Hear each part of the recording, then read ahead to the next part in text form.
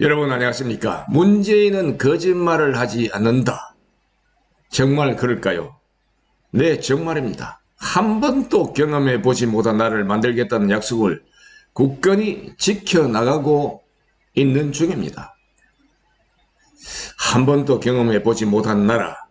여러분들 천국을 꿈꾸셨다면 빨리 꿈에서 깨셔야 합니다. 아직도 깨어나기는커녕 오히려 더 깊은 꿈속으로 파고 들어가는 분들이 여전히 많은 것 같은 느낌이 들 때도 들어 있습니다. 제 영상 댓글에 완전 딴 세상에서 온 외계인 수준, 외계인 같은 그런 내용을 적어 놓는 사람들이 들어 있습니다. 문재인이 주장하는 나라는 천국이 아닌 지옥이 될 것임이 예견되고 있습니다. 아직도 대깨문이거나 대깨문 근방에서 맴돌고 있다면 이건 고치기 힘든 고질병으로 봐야 하지 않을까 하는 생각이 듭니다. 그동안 저는 문재인을 대통령이라고 부르지 않았습니다. 아직도 그 이유를 모르신단 말씀입니까? 계속 시청해 주시기 바랍니다. 문재인이 청와대로 입주한 뒤에 벌어진 나열할 수조차 없는 수많은 범죄 사실이 이미 드러났지 않습니까? 이걸 보고 깨어있는 분들은 청와대는 범죄 소굴이다, 범죄 양성소다라는 그런 말을 주저하지 않고 있습니다. 워낙 많아서 다 열거할 수조차 없는 그러한 실정입니다. 한두 가지 예만 들어보기로 합시다. 문재인의 최측근들의 행각을 살펴보는 편이 좋겠습니다. 조선일보에 따르면 올해 초 청와대를 특감하려고 하니 금품수수 혐의가 있는 유재수 감찰 무마를 위해 특감반을 압박한 구체적 내용이 조국 전 법무부 장관 공소장을 통해 드러났던 것입니다. 공소장에 따르면 2017년 말 유재수 당시 금융위 국장은 금품 수수로 특감반 감찰에 걸리자 정권 실세들에게 구명 청탁을 했습니다. 이에 김경수 경남지사, 윤건영 전 국정기획 상황실장이 백원우 당시 청와대 민정비서관에게 연락해서 무엇라고 했는지 여러분 아십니까? 노무현 정부 시절 우리와 함께 고생한 사람이니 잘 봐달라. 유재수는 나와도 가깝다. 이런 소리를 해대며 감찰 무마를 요구했습니다. 천경덕 청와대 선임 행정관은 특감 반장을 직접 만나서 청와대가 금융권을 잡고 나가려면 유재수 같은 사람이 필요하다고도 했다는 것입니다. 한마디로 우리 편인이 봐주자는 것이죠. 그러자 백 비서관이 조국 당시 민정수석에게 정권 초기에 정부 핵심 인사들과 친분이 깊은 유재수의 비리가 크게 알려지게 되면 안 된다, 이렇게 했고, 조국 민정수석은 감찰 중단은 물론 감찰 자체를 없애버리라는 취지로 지시를 했다고 했습니다. 민주주의 제도하에서 이보다 더 조폭 같은 조폭 집단이 어디 있겠습니까? 이들이 적폐청산을 노래를 불러댔지 않습니까? 앞서 언급한 바와 같이 문정부의 비리 사실은 워낙 많아서 일일이 다 나열할 수가 없을 정도로 쌓여만 가고 있습니다. 이것도 저들의 작전이 아닐까 하는 생각까지 들게 됩니다. 무슨 작전이냐고요? 워낙 죄를 많이 지어 그 양이 너무 많아서 조사를 아예 꿈도 못 꾸도록 하는 그러한 수법 말입니다. 최근에 벌어지고 있는 추미애 아들 탈영 사태, 라임과 옵티머스 비리 등도 종북 좌파들이 편을 갈라서 나라를 뜯어먹고 있다는 사실을 증명해 주고 있지 않습니까? 저들은 마치 비리를 많이 저지르는 자가 공을 쌓기라도 하는 것처럼 행동하고 있다는 것입니다. 자신들의 비리가 이미 한계점을 넘어 브레이크를 걸거나 되돌릴 수 없다는 그러한 사실을 인식하고 있기에 목숨을 걸어놓고 저돌적으로 행동하고 있는 것입니다. 더 큰 범죄를 저지르며 막가파식 전진을 계속하고 있다는 것입니다. 정신이 제대로 박힌 분들은 어안이 벙벙 의상실 상태가 되었습니다. 박근혜 대통령에게 죄를 뒤집어 씌워서 파면이란 용어를 붙여 청와대에서 쫓아냈습니다. 대한민국의 헌정 질서를 파괴하는 행위였습니다. 이러한 저들의 행위에 문 정권과 추종자들은 모조리 공개 총살 이상의 형을 받아야 마땅하다고 외친 시민들의 목소리가 다시 귓전에 맴도는 것 같습니다. 문재인은 대한민국에게 황금알을 낳아주는 원자력 발전소를 때려 부쉈습니다. 탈원전을 대선 공약으로 내세웠습니다. 한마디로 말해서 대한민국을 때려 부수어 없애버리겠다는 말이었는데 이를 제대로 알아듣는 국민이 드문 것 같습니다. 수십 년 동안 막대한 투자를 해서 기술 개발에 전력을 다해온 그런 결과물이며 에너지 효율성과 선진 기술을 자랑하는 수백조의 자산 가치가 되는 대한민국의 세계 최고의 원전 사업을 완전 빵으로 돌려버리겠다는 그러한 심산이 아니겠습니까? 지난 15일 최재형 감사원장은 국회 법제사법위원회 국정감사에서 감사원이 되고서 감사원장이 되고서 이렇게 피감사자들의 저항이 심한 것은 처음 봤다며 공무원들의 은폐 시도가 있었음을 언급했습니다. 산업부 직원들이 일요일 밤 11시 24분에 사무실서 원전 문서 도둑 삭제를 했으며 집단적이고 적극적으로 증거인멸을 했다고 감사원은 밝혔습니다. 조선일보에 의하면 이 직원들은 처음엔 민감하다고 판단되는 문서를 우선적으로 삭제하고 그 다음에는 완전 범죄를 위해 삭제 후 복구되어도 원래 내용을 알아볼 수 없도록 발명 등을 수정하여 다시 저장 후 삭제했다는 것입니다. 그러다가 삭제할 자료가 너무 많다고 판단하여 단순 삭제 방법을 사용했으며 이후에는 폴더 자체를 삭제하는 과감성을 보인 것으로 조사됐다고 합니다. 감사원은 이 같은 삭제 작업으로 인해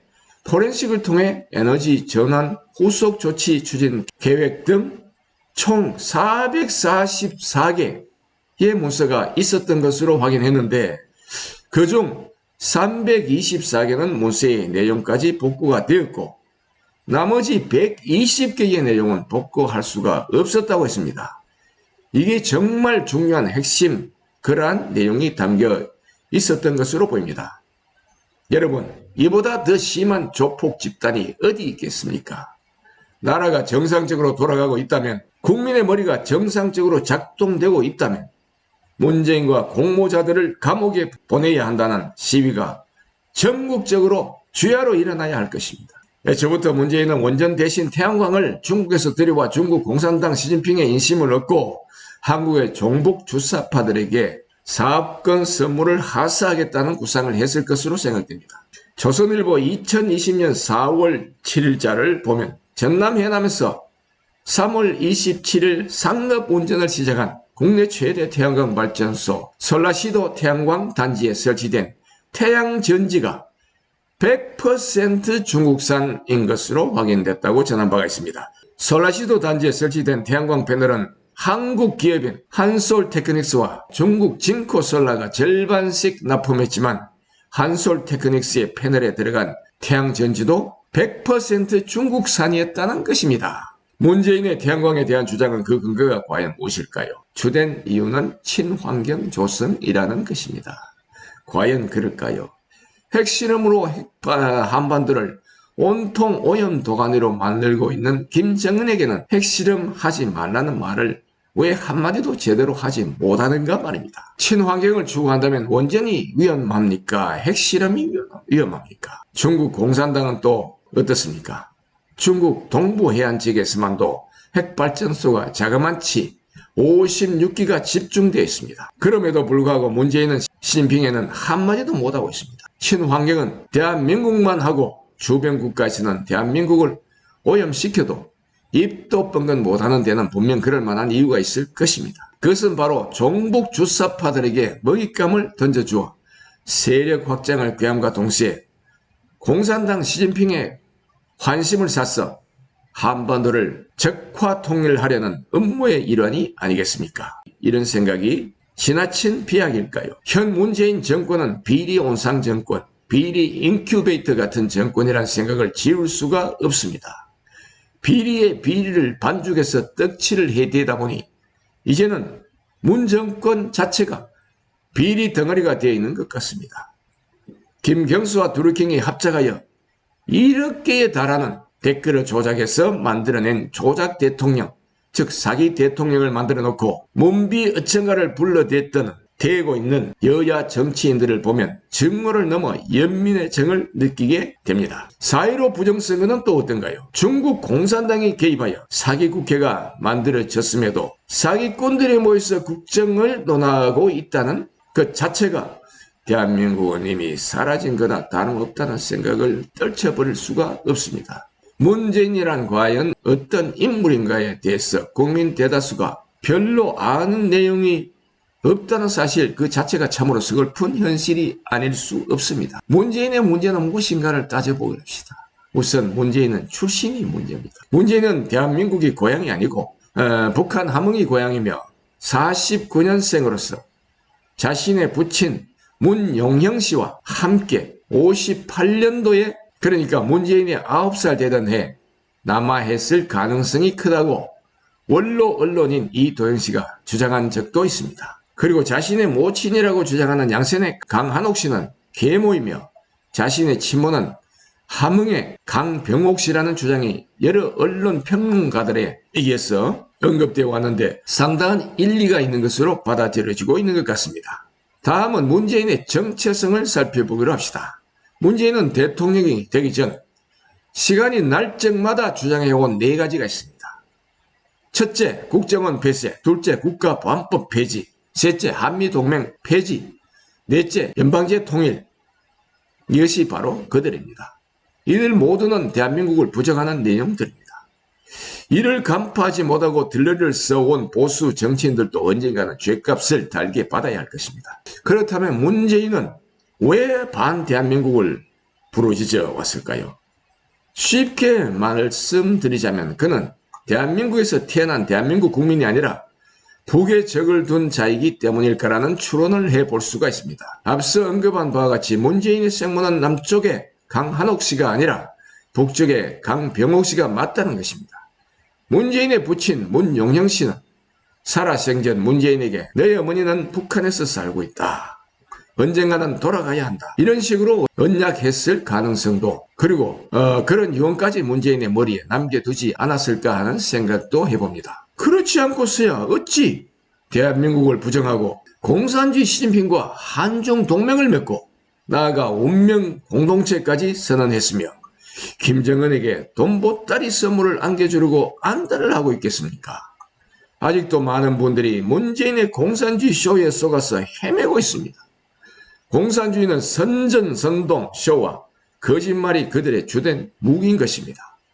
앞으로 문재인과 추종자들은 살아남기 위한 발악을 계속할 것이며 그 강도도 한층 높아질 것으로 예상됩니다.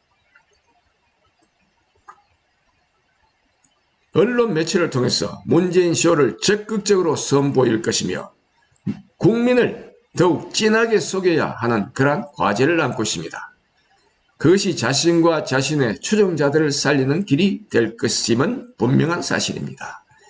대깨문들의 횡포가 날로 심해질 것이며 중국 공산당을 응원하는 중국 유학생과 조선족 그리고 문재인을 응원하는 대깨문의 발악이 심화될 것으로 보입니다. 한마디 진지하게 말씀드리겠습니다. 아직도 문재인의 쇼에 속아서 헤매고 계신다면 하루바삐 정상 궤도로 돌아와 주시길 당부드립니다. 소크라테스는 말합니다. 악을 행하는 자들의 행위는 그들이 무식하기 때문이라고 말입니다. 문재인과 추종자들은 무식에다 악마적 근성까지 갖고 있다고 봐야 하지 않을까 하는 생각을 해봅니다. 여러분 감사합니다. 알아몰라TV 배진용이었습니다.